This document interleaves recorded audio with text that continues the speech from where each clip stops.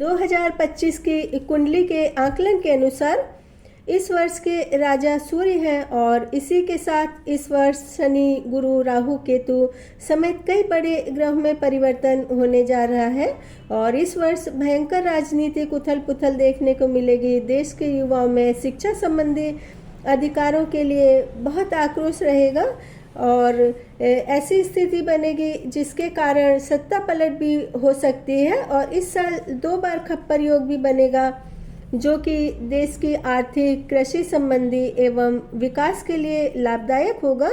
और इस वर्ष बहुत ही आकस्मिक घटनाएं घटेंगी जिनका प्रभाव देश विदेशों तक में होगा और लोगों में आपसी मनमुटाव बहुत ज़्यादा बढ़ेगा।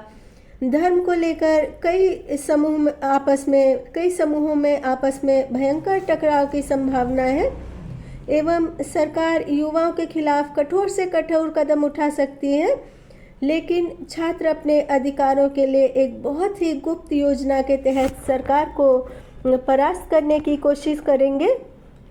लेकिन एक बात इस वर्ष भी बहुत विशेष और अच्छी होगी कि धर्म के प्रति भक्तों की आस्था बढ़ेगी। धर्म, कर्म, सामूहिक यज्ञ, सामूहिक पूजा अर्चना में लोगों की रुचि बढ़ेगी और किसान भाइयों को फसल अच्छी होने के कारण मुनाफा भी अच्छा होगा और मिला जुला नया वर्ष बहुत सारे अच्छे बुरे रहस्य को समेटे हुए है। Hello everyone, welcome to my YouTube channel. तो गाइस, जो मेरा वीडियो देखते हैं, मुझे सब्सक्राइब करते, आई एम वेरी थैंक्सफुल। तो कैसे हैं आप? तो बुधवार को 21वीं सदी का जुबली ईयर अर्थात 2025 शुरू होने वाला है। तो 2025 रात में 3 बजे से ही शुरू हो जाएगा। तो आप सभी को नए वर्ष की ढेर सारी शुभकामनाएं और इस वर्ष आप सभी की मनोकामनाएं पूर्ण हो और ये वर्ष आप सभी के लिए बहुत शुभ फलदायक हो। लेकिन 2024 ज़्यादातर लोगों के लिए बहुत ज़्यादा कष्टदायक रहा है, बहुत सारा नुकसान दे करके जाएगा और बहुत सारे लोगों से बिछड़ गए हैं। तो 2024 युवाओं के लिए बहुत ज़्यादा ही कष्टदायक रहा है, क्योंकि जो भी युवा हैं कंपटीशन एग्ज़ाम की तैयारी कर रहे हैं, 2 साल 3 साल उनको लग जाते हैं और उनको लगता है कि नहीं अब हमारा एग्ज़ाम हो जाएगा। तो या तो कभी डेट पीछे कर दी जाती है और या फिर पेपर लीक हो जाते हैं। तो पेपर लीक होने की वजह से फिर वो री एग्ज़ाम के लिए बहुत ज़्यादा उनको आंदोलन करना पड़ता है, क्योंकि यदि कुछ बच्चे पेपर में बैठे हैं और उनके एग्ज़ाम हो गए और वो सभी अच्छे मार्क्स से पास हो गए और फिर दोबारा से री एग्ज़ाम नहीं कराया गया, तो इन बच्चों की तो मेहनत एकदम बेकार हो जाएगी और इसके लिए पूरा वर्ष ही बच्चों को आंदोलन करते गया है, चाहे वो गर्मी हो, ठंड हो। बच्चे सड़क पर बैठे हुए हैं और आंदोलन करते, कई बार पुलिस भी उनको मार पिटाई करके भगा देती। और इस बार तो पुलिस ने हद ही कर दी कि बीपीएससी के लिए आंदोलन कर रहे री एग्ज़ाम के लिए जो बच्चे आंदोलन कर रहे थे, उनमें जो लड़कियां बैठी हुई थी, लड़कियों को बहुत ज़्यादा पीटा।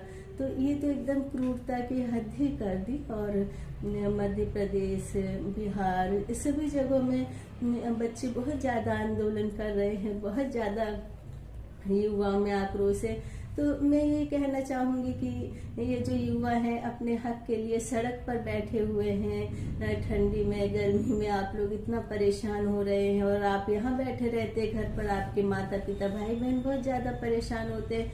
तो आप लोगों को तो आंदोलन ना करके ना ये एकदम खा पी करके आराम से जो सरकार है ना, सरकार के नाक पे एकदम दाल डलना चाहिए, पूरे एकदम फुल कॉन्फिडेंस में रहना चाहिए। और भूखे रहकर अनशन करोगे, आंदोलन करोगे, कितने कष्ट में रहोगे, तो इससे सरकार को कुछ भी नहीं होने वाला, कुछ भी असर नहीं होने वाला है सरकार को।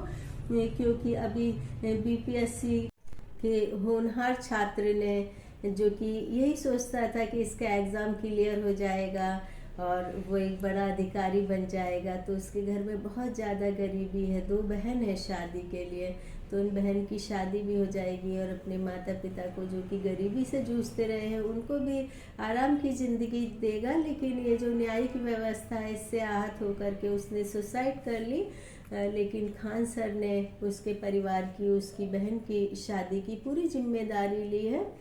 तो ये जो इस तरह की अव्यवस्था है न्यायिक प्रणाली की शिक्षा के क्षेत्र में, तो इसके लिए कितने साल हो गए आंदोलन होते हुए। मैं तो देख रही हूँ कि जब मैं कॉलेज में थी तब भी इसी तरह से आंदोलन होता था, और हमारे समय पर तो कितने सारे जो नवयुवक नवयुवतियाँ थी तो उन्होंने आत्मदाह भी किया था, लेकिन उस समय भी सरकार ने अपना फैसला नहीं बदला था। और अब भी इतने साल हो गए, अब तक भी सरकार ने फैसला नहीं बदला है। तो आप लोग खुद सोच लीजिए कि आपको किस तरह से अपने अधिकार लेने हैं।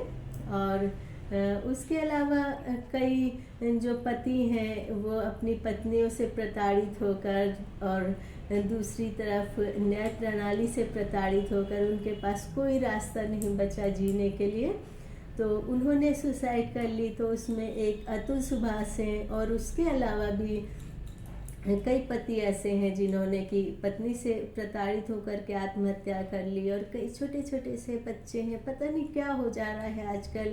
अच्छे हंसते खेलते बच्चे थोड़ी देर में इतना बीमार हो जाते हैं और फिर वो सही नहीं होते हैं। कितने उनको हॉस्पिटल में ले जाओ, ICU में ले जाओ, और हंसते खेलते बच्चे अपने माता पिता को रोता बिलखता छोड़ करके दुनिया से चले गए। तो कितने सारे माता पिताओं की गोद सूनी हो गई। तो मैं ईश्वर से हमेशा यही प्रार्थना करती हूँ कि सभी माता पिता का जो घर आंगन है बच्चों की किलकारियों से, बच्चों के हंसने खेलने से गूंजता रहे। और उसके अलावा इस वर्ष हम सबकी प्यारी सृजना, और जो कि अपने पति को एकदम देवता की तरह ही मानती थी, पूरी सेवा करती थी, एक आधुनिक युग की लड़की, और आखिरी समय तक भी उसने अपनी पति की सेवा करी। जो कि इसको पता था कि उसके पति ज़्यादा दिन के मेहमान नहीं हैं, लेकिन फिर भी एक उम्मीद थी उसको कि इसके पति सही हो जाएंगे। और 2024 में